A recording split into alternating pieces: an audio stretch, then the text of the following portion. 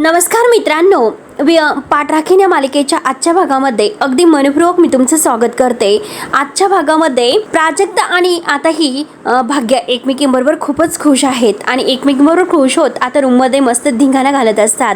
आणि तेवढ्यात मात्र आता भाग्य म्हणते की हे बघ, आता मला कधीच लग्न नाही करायचं। बघ प्राजू, अगं पुन्हा मुलं शोधणं आणि पुन्हा बघण्याचा कार्यक्रम करणं आणि हे सगळं चक्र मला परत नको वाटतं। कौशिकच्या बाबतीत सुद्धा आता फक्त एवढंच झालेलं आहे। फरक फक्त इतकाच होता, मांडपामध्ये आता हे लग्न सुरू होत असताना मोडलं, याचं मला वाईट वाटतं आणि हे सगळं मला खरंच नको वाटतं। आणि आता लग्न हा शब्द जरी ऐकलं तरी सुद्धा माझ्या अंगावर काटा येतोय। तेव्हा आता लगेच प्राजक्ता म्हणते की अगं पण भाग्य म्हणते की नाही प्राजू, लग्न केल्यावरच माणूस सुखात राहू शकतो का? आणि हे बघ, आता प्राजक्ता म्हणते की तसं काही नाही। त्यावरती भाग्य म्हणते की अगं हे बघ, लग्न केल्यानंतरच मात्र सुखात नाही राहू शकत का? मग मला एक गोष्ट सांग, असं म्हणतात की जी काही मेहंदी आहे तर ती हातावर जास्त रंगली तर नवऱ्याचं प्रेम आहे असं म्हणतात। कसलं काय हे सर्व खोटं आहे, कारण त्याचं फक्त आणि फक्त पैशावर प्रेम होतं आणि असल्या लोभी माणसाचं नाव मी माझ्या हातावर लिहून घेतलं आणि हे बघ, ही मेहंदी जाण्यासाठी 15 दिवस लागतील आणि लवकर जायला हवी। तेव्हा आता प्राजक्ता म्हणते की अगं जाऊन दे, सोडून दे, कशाला टेन्शन घेतेस? त्याचं नाही, पण माझं तर प्रेम आहे ना तुझ्यावर। हे बघ, आता मात्र ऐकून घे, माझं प्रेम तुझ्यावर जास्त आहे म्हणून मेहंदी जास्त रंगलेली आहे आणि बघू बरं दाखव। तेव्हा लगेच आता भाग्य आपले दोन्ही हात तिला दाखवते आणि म्हणते की बघ, त्यामध्ये जे काही रोहनचं नाव असतं तर ती म्हणते की हा तो रोहन आणि डिशुम। तर भाग्याला फारच हसू येतं आणि दोघेही परत आता एकत्र येतात आणि खुशून हसत असतात।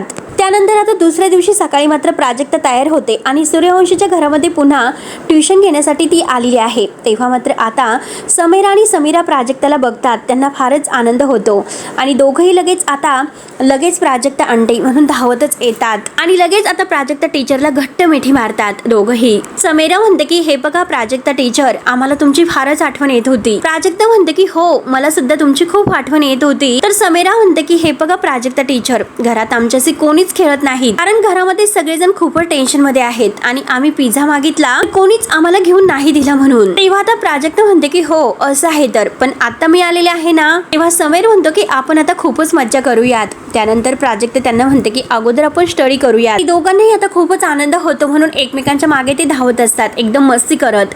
आणि तेवढ्यात मात्र आता प्राजक्ता त्यांना म्हणते की अरे समीरा आणि समीरा, लागेन तुम्हाला, धावू नका प्लीज। आणि तेवढ्यात आता ही प्रीती बाहेर येते आणि त्या दोघांना मात्र आता ही प्राजक्ता तिकडे शांत राहायला सांगते आणि दोघांनाही तिकडे घेऊन ती जात असते। तेवढ्यात प्रीती पाहते आणि म्हणते की ही परत कशाला आलीस इथे? आणि मोठ्या आईला मात्र बघण्याच्या अगोदर मी हिला हकलूनच देते, नाहीतर परत मात्र मोठ्या आईनं हिचा हुडका येईल आणि उद्या मात्र तिला घरामध्ये सून म्हणून आणायला ह्या कमी करणार नाही, त्यासाठी मला हिला अगोदरच हाकलून द्यावं लागेल। आणि प्राजक्ता आता मुलांसोबत त्यांना अगदी नादी लावत असते, शांत करत असते। तेवढ्यात प्रीती रागानेच पुढे येते आणि लगेच म्हणते की प्राजक्ता, अगं तुला काही लाज लज्जा शरम आहे की नाही ग? मी तुला 1000 वेळेस सांगितलं की तू इथे जाऊ नकोस, आमचं जे काही नुकसान केलेलं आहे त्यात तुझं पोट भरत नाही का? तेवढ्यात समीर म्हणतो की मम्मा तू टीचरला नको ओरडूस। समीरा म्हणते की हो, टीचर खूप चांगले आहेत। तेव्हा लगेच आता प्रीती रागाने समर आणि समीरा यांना आतमध्ये जायला सांगते, आत्ताच्या आत्ता आतमध्ये जा। तेव्हा दोघंही आता घाबरतच आतमध्ये निघून जातात आणि प्रीती आता रागाने प्राजक्ताला म्हणते की हे बघ, तुझ्यामुळे आमचं करोडोंचं नुकसान झालेलं आहे। 1 करोडामागे किती शून्य असतात तुला माहिती आहे का? अगं हे बघ, अगं तुझ्या 7 पिढ्या जरी आमची धुणी भांडी करून गेल्यात तरी सुद्धा आमचं आज नुकसान झालेलं आहे तर ते भरून नाही निघणार। आणि हे बघ अगं, ते भरून नाही काढू शकणार प्राजक्ता तू। चल बघत काय उभी राहिलीस, चल निघ इथून। आणि माझं तोंड बघत तू उभी राहणार आहेस का? मी तुला सांगितलं ना निघ इथून म्हणून। प्रीती आता खूप जोरातच ओरडते आणि तेवढ्यात बिचारी प्राजक्ता खूप घाबरते, पण सुलक्षणा बाहेर आलेली असते। सुलक्षणा हे सर्व काही ऐकते आणि पाहते आणि जोरात प्रीतीवर ओरडते, प्रीती। आता प्रीतीच्या मनात जी भीती होते तेच झालेलं असतं, कारण सुलक्षणाने तिला बघितलेलंच असतं म्हणून ती खूप घाबरते। तेव्हा सुलक्षणा रागाने म्हणते की प्राजक्ताला घराच्या बाहेर काढण्याची तुझी हिंमत कशी झाली? समजतेस कोण तू स्वतःला? तेव्हा सुलक्षणा म्हणते की तुला किती वेळेस सांगायचं की सूर्यवंशीच्या घरामध्ये फक्त आणि फक्त सुलक्षणा सूर्यवंशीचा शब्द अंतिम शब्द असतो। तेव्हा आता प्रीती मनात म्हणते की यांचा प्लॅन मला माहिती आहे, परंतु हे प्रीती ह्या प्राजक्ताला माहिती नाही आणि यांना सुद्धा माहिती नाही, म्हणून मात्र ह्या अशा मला बोलतात। अंबिका आणि सगुणा सुद्धा त्याचीच उभे आहेत आणि सगळेजणी आता बघत असतात। तेवढ्यात आता प्रीती लगेच सुलक्षणाला म्हणते की मोठी आई, तुम्ही माझ्याशी असं का वागतात? म्हणजे या मुलीने जी चूक केलेली आहे ती जर चूक आमच्या सगळ्यांकडून झाली असती मग तुम्ही आम्हाला कुणालाही घराच्या बाहेर तर काढलंच असतं ना। मग ह्या मुलीने मात्र इतकी मोठी चूक केली तरी सुद्धा तुम्ही तिचं इतकं मोठं स्वागत का करतात आणि तुम्हाला तर माहितीच आहे की या मुलीमुळे आपलं किती नुकसान झालेलं आहे ते. तेव्हा सुलक्षणा रागाने प्रीतीकडे पाहत असते. त्यानंतर प्रीती आता पुढे बोलतच असते की दुसरी गोष्ट म्हणजे ही आपली मुलगी घरातील सुद्धा नाही. या मुलीसाठी तुम्ही माझ्यावर कशाला ओरडतात बरं? मोठी आई तुम्हाला हिचा इतका पुळका काय येतो बरं? तेव्हा आता सुलक्षणा रागाने प्रीतीकडे बघत असते. अंबिका आणि सगुणा शांत असतात.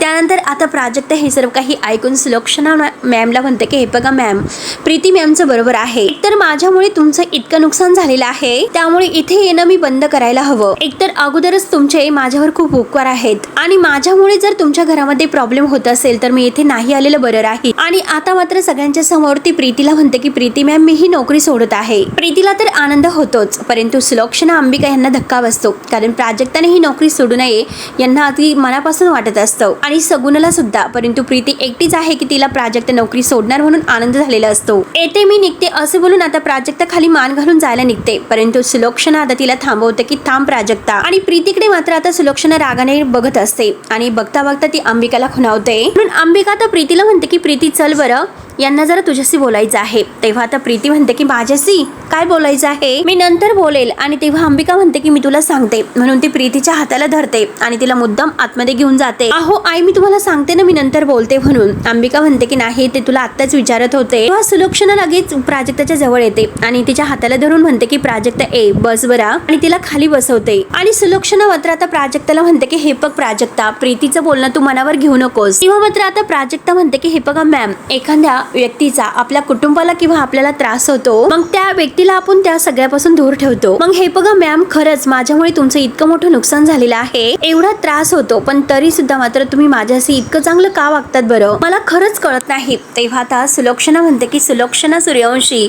माणसाची पारख आहे तर ती त्याच्या मनावरून करते. आणि हे बघ प्राजक्ता, मला माहिती आहे मनापासून तू खरंच मनापासून चांगली आहेस, निर्बळ आहे आणि मनापासून खूप चांगली आहे. तेव्हा प्राजक्ता म्हणते की हे बघा मॅम, पण माझ्यामुळे जे काही तुमचं नुकसान झालेलं आहे त्याचं काय. तेव्हा लगेच आता म्हणजे सुलक्षणा म्हणते की हे बघ, आणि तेव्हा होईल की जेव्हा तू आमच्या आयुष्यातून निघून जाशील तेव्हा इतकं मोठं नुकसान होईल.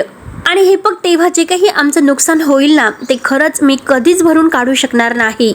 हे बघ अगं प्राजक्ता, तुला हवं आहे का आमचं वैयक्तिक नुकसान झालेलं. तेव्हा प्राजक्ता म्हणते की हे बघा मॅम, मी खरंच नक्की तुम्हाला काय म्हणायचं आहे ते काहीच समजू शकले नाही. तेव्हा आता प्राजक्ताला काही कळत नसतं, तर सुलक्षणा म्हणते की हे बघ सुलक्षणा, तू जर आता असं सोडून गेली तर मात्र समीर आणि समीरा कसं राहतील, ते तुझ्याबरोबर आता इतके खुश आहेत, आणि ते खरंच तू जर सोडून गेली तर खूपच दुःखी होतील. तू विचार केलास का त्यांचं काय होईल. आणि हे बघ, मलाही नकोय की समर आणि समीरा यांना कुठल्याही प्रकारचं दुःख व्हावं म्हणून. त्यामुळे हे बघ, इथून पुढे नोकरी सोडण्याचा सुद्धा विचार मनामध्ये आणू नकोस. आणि हे बघ लक्षात ठेव, जगामध्ये कितीही काही झालं तरी तुला सूर्यवंशीच्या घरातच यायचं आहे, आय मीन म्हणजे ट्युशन घेण्यासाठी. आणि हे बघ प्राजक्ता, ती 2 मुलं आहेत ना, ती तुझी जबाबदारी आहे, लक्षात ठेव. कारण ते दोघं जण आता मला खरंच प्रीतीसारखे उर्मट व्हावे असं नको आहे मनापासून, त्यांना चांगले संस्कार मिळावेत. आणि हे बघ, आता का थांबून राहिलीस प्राजक्ता, जा बरं ट्युशनला सुरुवात कर. प्राजक्ता म्हणते की ओके ठीक आहे मॅम. आणि तेवढ्यात मात्र आता प्राजक्ता उभी राहते आणि जायला निघलेली असते आणि परत थांबून विचारते की मॅम, आलोक सर आहेत का, मला त्यांना भेटायचं होतं. आता भेटायचं म्हटल्यानंतर दोघींना धक्काच बसतो. सगुण आणि सुलक्षणा आता अगदी मनातून आता नक्की कसं भेटायचं हेच त्यांना काही कळत नसतं. आणि तेवढ्याच सगुण विचारते की काय ग, काय झालं, त्याच्याकडे काही काम होतं का. तेव्हा प्राजक्ता म्हणते की मला त्यांना सॉरी म्हणायचं होतं. तेव्हा आता सुलक्षणा म्हणते की आलोक घरात नाही, तो ट्रीटमेंटसाठी बाहेर गेलेला आहे, मी आल्यानंतर त्याला नक्की सांगेल. तेव्हा आता प्राजक्ता म्हणते की ठीक आहे असे बोलून ती आता आतमध्ये ट्युशन घेण्यासाठी जाते. आणि सुलक्षणा मात्र खोटं बोललेली असते, कारण आलोक घरातच असतो. आलोक घरातच आता आपल्या रूम मध्ये पेंटिंगचं काम करत आहे. आणि तेवढ्यात तेथे आता आरव येतो आणि आरव आता त्याची पेंटिंग वगैरे बघतो आणि म्हणतो की हे बघ आलोक दादा, अरे मला पेंटिंग शिकव ना जरा. त्यावरती आलोक त्याला रागाने विचारतो की तू येथे का आलास. आरव म्हणतो की पेंटिंग शिकायला. तर आलोक म्हणतो की निघ इथून, जा लवकर. आरव म्हणतो की अरे दादा, तुझा भाऊ तुझ्याकडे पेंटिंग शिकायला आलेला आहे आणि तू त्याला असं हकलून लावतोस. तेव्हा आलोक म्हणशील तू मला आता पेंटिंग शिकव असं म्हणशील आणि 10 मिनिटानंतर तुला तुझी काम आठवतील आणि मला एकट्याला टाकून निघून जाशील. त्यावरती आरव म्हणतो की अरे असं कसं. तर आलोक म्हणतो की असंच आहे, हे बघ मला सगळं काही कळतं, तुम्हाला कुणालाच माझ्या वेळेची किंमत नाही म्हणून मी सगळेजण मला खेळणं समजतात, बरोबर आहे ना. त्यावरती आरव म्हणतो की हे बघ दादा, अरे असं नाही. तर आलोक त्याला म्हणतो की निघ इथून. तेव्हा मात्र आता लगेच आरव हा काही न विचारता ती पेंटिंग घेतो आणि स्वतः मात्र त्यामध्ये कलर भरायला सुरुवात करतो. आलोक त्याच्याकडे पाहत असतो आणि म्हणतो की काय रे, तू परमिशन घेतली का? त्यावरती आरव म्हणतो की कशाची? तर आलोक म्हणतो की अरे तू माझी पेंटिंग कुणाला विचारून घेतलीस आणि कुणाला विचारून त्यामध्ये कलर भरतोस? माझी पेंटिंग आहे ती. त्यावरती आता आरव म्हणतो मी तुझ्याकडून पेंटिंग शिकायला आलो, उलट तू मला शिकवत नाही आणि उलट तू मला हाकलून देतो. आलोक म्हणतो की अरे तू सगळी खराब करून ठेवशील. आरव म्हणतो की हे बघ, आता जर यातील काही खराब झालं तर तुम्हाला बोलायचं नाही, या सगळ्याला तू जबाबदार असशील. आणि थांब एक सेकंद, मी तुला पेंटिंगच करून दाखवतो. म्हणून आरव आपल्या स्वतःने त्यामध्ये कलर भरत असतो. आलोकचा जीव आता आपल्या पेंटिंग मध्ये गुंतलेला असतो. तो सारखा आता आरवकडे लक्ष देतो आणि परत आरवला म्हणतो की अरे थांब ना एक सेकंद, मी तुला शिकवतो असे बोलून तो तुला शिकवायला येतो. पण आरव ऐकायला तयार नसतो. आरव म्हणतो की आता नाही, आता मात्र मी माझं पेंटिंग करणार, माझ्यामध्ये यायचं नाही. आणि हे बघ हॅलो हॅलो, परंतु आलोक त्यामध्ये कलर भरायचा प्रयत्न करतच असतो. आरव त्याला म्हणतो की अरे हे बघ, माझ्यामध्ये येऊ नकोस, मी तुला सांगतो. आणि त्याला गुदगुल्या करत असतो. तेव्हा मात्र आता आरव त्याला म्हणतो की हे काढ ते काढ आणि गुदगुल्या करत असतो. तेव्हा आलोक हसतो आणि म्हणतो की एक सेकंद. आरव त्याला विचारतो की अरे नक्की तुला काय होतंय? आणि बरोबर मात्र आता आरव त्याची चेष्टा करत असतो आणि काढ असे म्हणतो आणि गुदगुल्या करत असतो. तेव्हा आलोक आता हसता हसता चिडतो आणि म्हणतो की मस्ती करू नको, शांत बस, मी तुला शिकवतो. तेव्हा आता तो म्हणतो की बघत राहा. तर आरव म्हणतो की एक सेकंद, आता स्टार्ट करण्या अगोदर मला तुला काहीतरी काढून दाखवायचं आहे, बघ मी काय काढतो. आणि त्याला मात्र आता पाठमोरा उभा करतो. तू इथेच उभं राहा, इथून हलायचं नाही. आणि हे बघ माझं सिक्रेट पेंटिंग आहे, त्यामुळे तू अजिबात हलायचं नाही. आणि त्याला म्हणतो की हलायचं वगैरे नाही आणि त्याला उभं करतो. आणि तो काहीतरी मात्र आता त्यावर नाव काढत असतो. आरवचं काम सुरू असतं. आलोक त्याला ओरडत असतो की आरव. तर आलोक म्हणतो की अरे सांग ना लवकर झालं की नाही. आरव म्हणतो की एक सेकंद. आणि त्याचं काम झाल्यानंतर ब्रश आहे तर तो असा कानाच्या मागे ठेवतो आणि आलोकचा हात धरतो आणि त्याला पेंटिंग समोर घेऊन येतो. आणि त्यावर त्याने लिहिलेलं असतं की आय एम सॉरी. आणि आलोक खुश होत त्याच्याकडे बघत असतो. आरव पुन्हा त्याला सॉरी म्हणतो. तेव्हा लगेच आलोक त्याच्या कानाचा ब्रश काढतो आणि त्याच्या नाकावर आता अगदी कलर लावायला जातो. आरव म्हणतो की असं नाही. आणि दोघंही आता खुश होत एकमेकांच्या मिठीत येतात आणि खूपच हसतात. त्यानंतर आता मात्र इकडे मोहनच्या घरामध्ये आजी आणि चारू बाहेर चौपाळ्यावर बसलेल्या आहेत. आजी म्हणते की चारुलता, अगं असं हातावर हात ठेवून कसं चालेल बरं? त्यावरती चारू म्हणते की काय करू आई, जे काही झालेलं आहे त्यातून मला खरंच सावरता येत नाही. त्यावरती आजी म्हणते की अगं पण तू अशी गप्प जर राहिली तर मात्र म्हणून तुला धक्क्यावर धक्के बसतात. अगं तू भाग्याची आई आहे, तुला मात्र ताण हा त्रास होतच असतो. अगं बघ ना त्या पोरीची काय अवस्था झालेली आहे. त्यावरती चारुलता ऐकून म्हणते की हे बघ आई, लग्नामध्ये विघ्न येऊ नये यासाठी काय कमी प्रयत्न केले का आपण? तेव्हा आजी म्हणते की अगं हे बघ, लग्नामध्ये विघ्न आलंच नसतं, परंतु ती अवधासा घरात आली. आणि तेवढ्यात भाग्य दरवाजात उभी राहते आणि लगेच आजी विषय बदलते आणि भाग्याकडे बघून हसत असते. आणि मुद्दाम आता भाग्याच्या जवळ येते, तिला खुश होत जवळ घेते आणि विचारते की भाग्या झाली का झोप? आणि तिला घेऊन मात्र आता पायरीवर मस्त बसते, तिच्याशी गोड गोड बोलत असते. चारुलता म्हणते की भाग्य, मी तुझ्यासाठी चहा घेऊन येते. भाग्य म्हणते की 11 वाजले तरी सुद्धा तुम्ही मला का उठवलं नाही? त्यावरती आजी म्हणते की अगं तू दमली असतील म्हणून नाही उठवलं. तेव्हा आता भाग्य म्हणते की आयाजी, लग्न मोडलेलं आहे माझं, मी मरायला नाही टेकले की लग्न म्हणजे मोडलं म्हणून झोपायला. आणि तेवढ्यात चारुलता चहा घेऊन येते आणि म्हणते की बाळा हे बघ चहा घे. तेव्हा आता ते दोघी भाग्याच्या खूपच पुढे पुढे करत असतात. तर भाग्य म्हणते की आई, मी लहान आहे असं मला बाळासारखं का वागवतात तुम्ही? आणि हे बघ तुम्ही म्हणतात की तसं तळहाताच्या फोडीप्रमाणे तुम्ही काही मला जपू नका. आजी म्हणते की अगं भाग्य, तुला नेमकं काय म्हणायचं आहे? भाग्य म्हणते की तुम्ही वागताना माझ्याशी नॉर्मल वागत जा आणि जर तुम्ही अशाच वागत राहिला तर आयुष्यामध्ये मी कसं पुढे जाणार आहे? आजी म्हणते की अगं आम्ही कसं तुला अडकून देणार आहोत आणि आम्ही तर कामाला सुद्धा लागलो.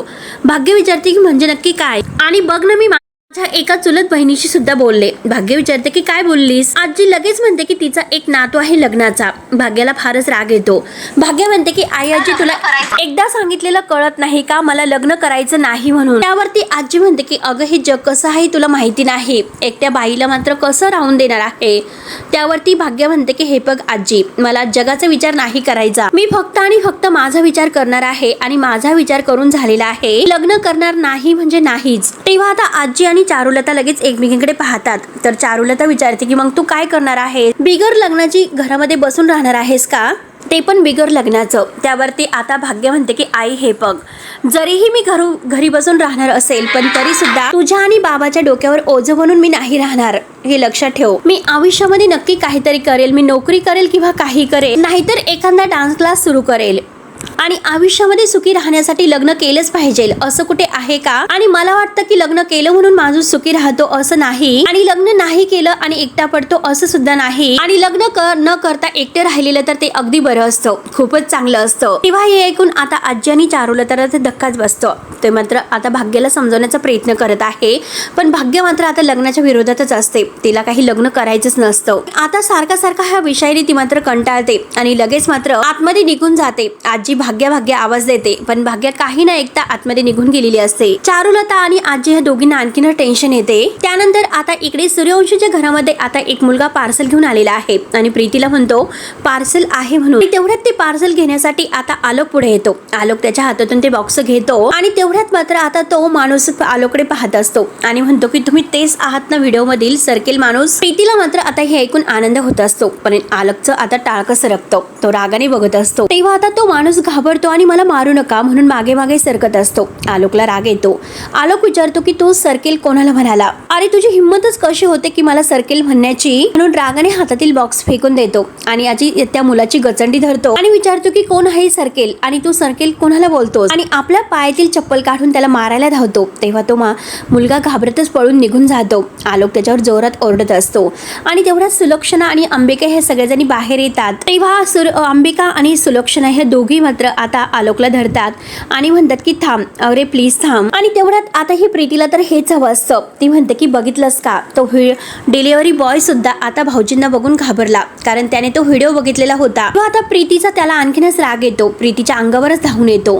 पण सुलक्षणा आणि आता ही अंबिका आलोकला धरतात आणि म्हणतात की हे बघ आलोक, तू तिच्याकडे लक्ष देऊ नकोस. तेव्हा आलोक आणखीनच भयंकर चिडलेला असतो. तो सुलक्षणाला म्हणतो की अख्ख्या जगाचं आता माझ्याकडे लक्ष आहे, त्याचं मी काय करू? आणि सुलक्षणा तुला तर मजाच येत असेल आता हे सर्व करू, होतं सगळं काही तुझ्या मनासारखं होत आहे तर, आणि झालं का शेवटी तुझं समाधान? आणि घरामध्ये पार्टी ठेवायला तुला कोणी सांगितलं होतं बरं? असं रागरागाने विचारायला सुरुवात करतो. तेव्हा सुलक्षणा आलोकडे पाहत असते, पण प्रीतीला मात्र आता याचा आनंद होत असतो. ती मात्र गालातल्या गालात हसून हे सर्व ऐकत असते आणि बघत असते.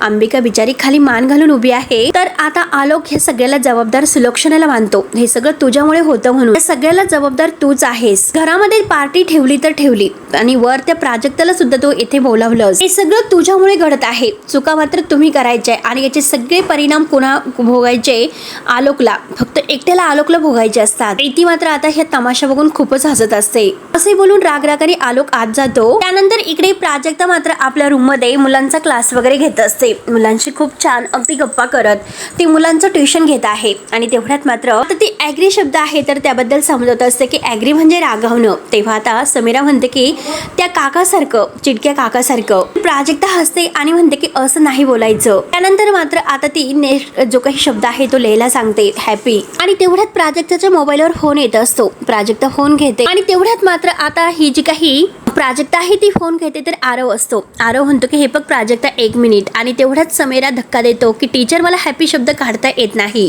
तर प्राजक्ताच्या हातातील मोबाईल खाली पडतो. प्राजक्ता पुन्हा फोन उचलते आणि 1 सेकंद म्हणून ती बाजूला बोलायला येते. तेव्हा आता हॅलो म्हणते. आरव तिला विचारतो की काय बरं वाटतं का आता, आणि परत सॉरी म्हणतो. मी सुद्धा काय प्रश्न विचारतो, म्हणजे काल जे झालेलं आहे तर लगेच कसं बरं वाटेल असं म्हणतो.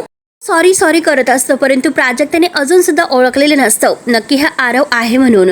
त्यावरती मात्र आता प्राजक्ता विचारते की तुम्ही नक्की कोण बोलत आहात? आरव विचारतो की तुम्ही मला ओळखलं नाहीत का? त्यावरती मात्र प्राजक्ता नाही असं म्हणते. आता ह्या आरवने मात्र असा फोन केलेला असतो की त्याने भाग्याला फोन केलेला असतो आणि प्राजक्ताकडे हा मोबाईल असल्यामुळे, कारण भाग्याने आता प्राजक्ताला जाताना सांगितलेलं असते की प्रत्येक वेळेस मोबाईल जाताना तो घेऊन जायचा, दोघीमध्ये एकच मोबाईल असतो. तेव्हा आता आरवला असं वाटतं की भाग्यच आहे. तर तो म्हणतो की तुम्ही खरंच मला ओळखलं नाही का? काल मी तुम्हाला घरी आणून सोडलं. तेव्हा आता प्राजक्ता विचार करते की मला घरी सोडलं, काल तर मी रिक्षाने घरी गेले होते. तेव्हा आता लगेच म्हणजे प्राजक्ता हॅलो बोलते. आरव विचारतो की तुम्हाला आठवत नाही का मी नक्की काय म्हणतो? आणि आता मात्र प्राजक्ताला असं वाटतं की रिक्षावाला आहे. ती म्हणते की अहो मला आठवलं, पण काल मी तुम्हाला पैसे दिले होते, मग आता आज तुम्ही मला असं का विचारतात? मग पैसे मागण्यासाठीच फोन केलेला आहे ना? तेव्हा आरव विचारतो की अहो पैसे कसले पैसे, आणि मी कधी तुमच्याकडून पैसे घेतले असं म्हणतो. आणि हे बघा मला तुमची काळजी वाटत होती म्हणून मी तुम्हाला विचारण्यासाठी कॉल केलेला आहे. तेव्हा हे ऐकून मात्र आता प्राजक्ताच्या काहीच लक्षात येत नसतं, कारण आता इकडे आरवला असं वाटतं की भाग्य आहे. तेव्हा प्राजक्ता म्हणते की काय हो, तुम्ही तुमच्या गाडीत बसणाऱ्या प्रत्येक मुलीशी असंच बोलतात का? ऑनलाईन वरून तुम्ही नंबर काढून लगेच मात्र फोन करता, कॉल करून असं विचारतात का? तेव्हा आरव म्हणतो की 1 मिनिट, मी तुमच्याकडून खरंच कधी पैसे घेतलेले नाहीत, कारण मला पैशांची गरज नाहीच. म्हणजे तुम्हाला मी तुमच्या रोहन सारखं वाटलो का? आणि खरं तुमचा आता प्रॉब्लेम होत असेल, कारण तुम्हाला असं वाटतं की सगळे पुरुष एकसारखेच असतात आणि तुम्ही मात्र स्वतःचं नाव अजूनपर्यंत काय सांगितलं नाही. असे जेव्हा आता प्राजक्त विचारते तेव्हा आरव म्हणतो की 1 सेकंद, मी तुम्हाला अगोदरच फोन केले माझं नाव सांगितलं, मी आरव सूर्यवंशी बोलतोय म्हणून. तेव्हा आता प्राजक्ताला ते ऐकून धक्काच बसतो आणि तेव्हा कुठे तिच्या सगळं काही लक्षात येते आणि ती जरा आता गडबडून जाते, घाबरून जाते आणि सॉरी करत असते आणि म्हणते की मला असं वाटलं. तेव्हा आरव विचारतो की काय वाटलं? मला माहिती नव्हतं की तुम्हाला असं घरातल्या घरात माणसांशी बोलायचं येतं म्हणून. आणि आता प्राजक्ता म्हणते की मी तुमच्या घरी आहेत. आता आरवला वाटतो की आता या आमच्या घरी, म्हणून तो म्हणतो की 1 सेकंद मी आलो आणि लगेच मी येतो असे बोलून मात्र आता लगेच आरव फोन ठेवतो आणि धावतच त्याला असं वाटतं की भाग्यच इकडे आहे. तेव्हा मात्र आता लगेच प्राजक्ता मुलांना मात्र आता अभ्यास देते आणि आता नक्की ती बाहेर येते, कारण तिला आरवचा फोन आलेला असतो. तेव्हा आरव मात्र आता बाहेर आल्यानंतर पुन्हा फोन करतो. प्राजक्ता आता पाठमोरी उभी असते. प्राजक्ताच्या मोबाईलवर तो फोन वाजत असतो आणि तेवढ्यात ती वळून हॅलो म्हणते आणि तेवढ्यात आता आरव तिच्या समोर असतो. तेव्हा आरव बघतो तर काय प्राजक्ता, आणि तो विचारतो की हा खरंच तुमचा नंबर आहे का? आणि परत सॉरी म्हणतो, मी फक्त चेक करत होतो. तेव्हा आता प्राजक्ता म्हणते की परंतु कॉलर आयडी वर भाग्याचं नाव आलं असेल. तेव्हा आरव म्हणतो की हो, पण असं कसं होऊ शकतं? त्यांचं नाव आणि फोन तुमच्याकडे कसा काय? तेव्हा प्राजक्ता म्हणते की हा नंबर भाग्यश्रीचाच आहे आणि मग माझं सुद्धा आहे. तेव्हा आता लगेच आरव म्हणतो की 1 नंबर 2 लोकांना अलाउड नाही करत, नक्की काहीतरी कन्फ्युजन आहे. तेव्हा आता प्राजक्ता विचारते की तुम्हाला भाग्यश्रीशी बोलायचं आहे का? तर आरव म्हणतो की हो. तेव्हा प्राजक्ता म्हणते की आम्ही दोघी एकच फोन वापरतो, म्हणजे कसं की दोघी एकत्र असतो तेव्हा दोघी वापरतो आणि नंतर मात्र जेव्हा एकत्र नसतो तेव्हा दोघीपैकी एक कोणीतरी वापरतो. आता आरव हसतो आणि म्हणतो की दरवेळी आता वाया. प्राजक्ता विचारते की म्हणजे काय? तर आरव म्हणतो की काही नाही. त्यानंतर इकडे आलोकला तर फार टेन्शन आलेलं असतं. त्याला तो डिलिव्हरी बॉय जे काही बोललेला आहे सर्केल म्हणून, त्याला ते अगदी आठवत असतं आणि तो आणखीन चिडत असतो. आणि प्राजक्तामुळे हे सगळं काही घडलेले आतापर्यंतचे क्षण आहे ते सगळे त्याच्या डोळ्यासमोर येतात आणि त्याला खूप टेन्शन येत असतं. तो आणखीनच प्राजक्तावर भडकतच जातो आणि जे काही आरवने त्याला सांगितलेलं आहे की त्या भाग्याच्या लग्नामध्ये माझी गरज होती म्हणून तेथे मला थांबावं लागलं, हे सगळं काही क्षण त्याला आठवत असतात. तेव्हा शेवटी इकडे आरव मात्र आता प्राजक्ताला काही बोलत असतो आणि इकडे आलोक मात्र प्राजक्ताविषयी आता खूप काही अगदी रागीटपणाचा विचार करत असतो. तेव्हा मित्रांनो, हा भाग येथे संपतो. पुढील भागामध्ये प्राजक्ता मात्र आता माफी मागण्यासाठी आता आलोकडे येते आणि आय एम व्हेरी सॉरी, मला माहिती नव्हतं की तुमच्या रूम मध्ये आग लागलेली आहे आणि तुम्ही आग लागली म्हणून ओरडत होतात, म्हणून मी तुमची रूम उघडायला आले होते आणि तेव्हा मी तुमचा दरवाजा उघडला आणि रूम मधून तुम्ही बाहेर आले रूमचा दरवाजा उघडून. तेव्हा लगेच आता आलोक सर असं जेव्हा म्हणते तेव्हा आलोक रागाने तिची गचंडी धरतो आणि तिचा मान गळा दाबून मात्र तुझी हिंमतच कशी झाली इथे परत येण्याची, म्हणून तो आता प्राजक्ताचा गळा जोराने दाबतो. आरव त्याला सोडवण्याचा प्रयत्न करत असतो, परंतु आता आलोक काही ऐकायला तयार नसतो. मी तिला नाही सोडणार म्हणून जोरजोराने गळा दाबतो तर सुलक्षणा धावतच येते आणि म्हणते की अरे तू तिचा जीव घेणार आहेस का, म्हणून त्याला सोड करत असते. आलोक जोरात मात्र हो असं ओरडतो. तेव्हा मित्रांनो, सगळेजण मात्र आलोकला बाजूला करण्याचा प्रयत्न करत आहे, परंतु आलोकने इतका राग प्राजक्तावर काढलेला असतो कारण तो तिला मारायला सुद्धा धावलेला असतो. प्राजक्ता बिचारी खूप घाबरतच आता ओरडत असते. तर मित्रांनो, आता पुढे नक्की काय होईल हे बघायला विसरू नका. तोपर्यंत धन्यवाद.